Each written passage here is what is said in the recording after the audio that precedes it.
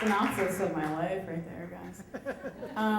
So I legitimately considered making this whole 5-minute story about the food version of Heroes, but be glad, okay? No one wants to know that. And you know, I could blab all day about my mom and my dad and how they've done all sorts of ill shit, but that's boring. So anyway, my hero is a lot like me, other than the fact that he's a 73-year-old mountain man with no teeth who once cooked and ate a groundhog.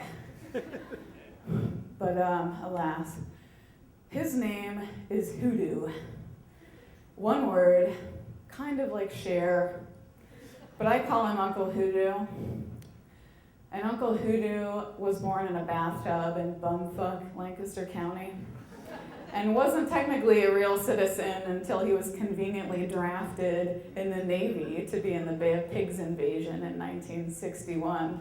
So thanks, Uncle Sam. But Uncle Hoodoo, afterwards, he moved to Alaska to work on the Alaskan pipeline for a while.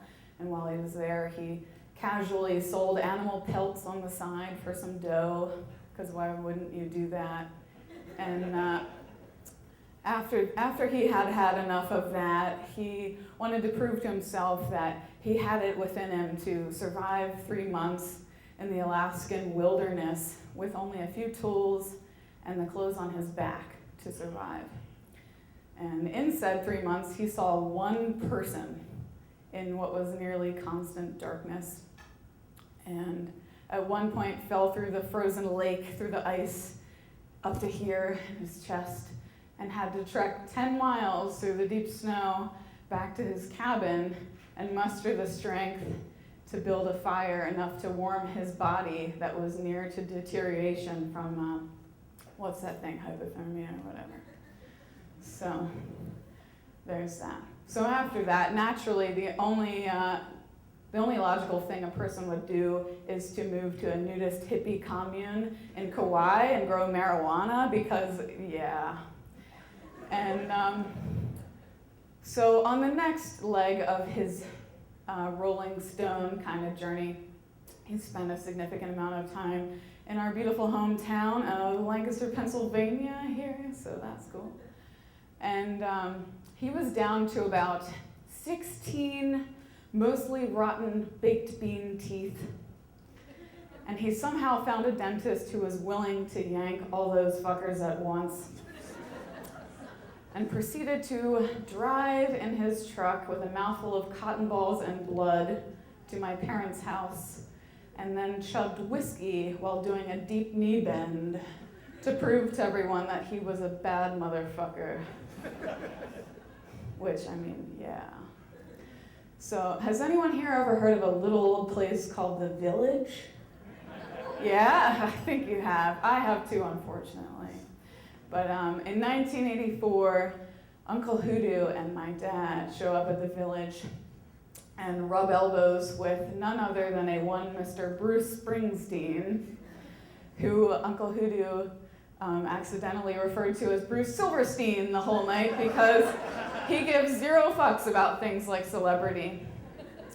And in the recording that came out recently of the show from that night, you can very much hear his voice in the background saying, "Rock and roll," which is great.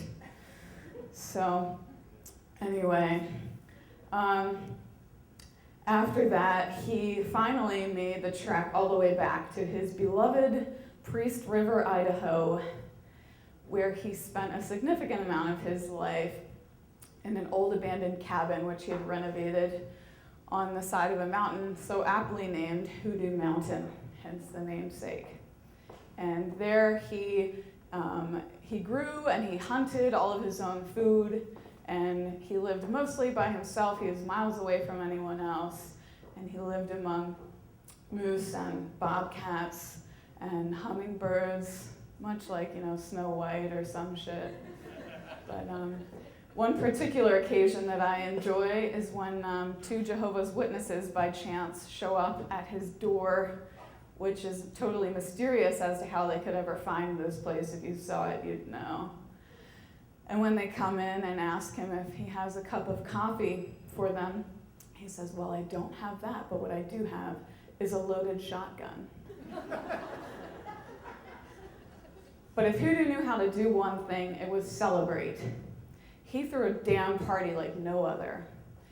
And one time when I was there many years ago, he had this fabulous party with a huge bonfire and all these illegal fireworks and all the Bud Light an 8-year-old could drink. Noteworthy was the fact that in his drunken state, when he wrote out a sign for the party, it happened to say, Pyre Farty, which was fabulous.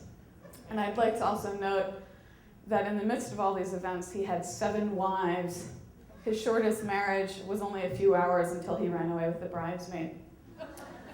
But the biggest takeaway here of him and everything that he did was probably his favorite quote from Sam Clemens, DBA Mark Twain, which was, he who is happiest is content with the least.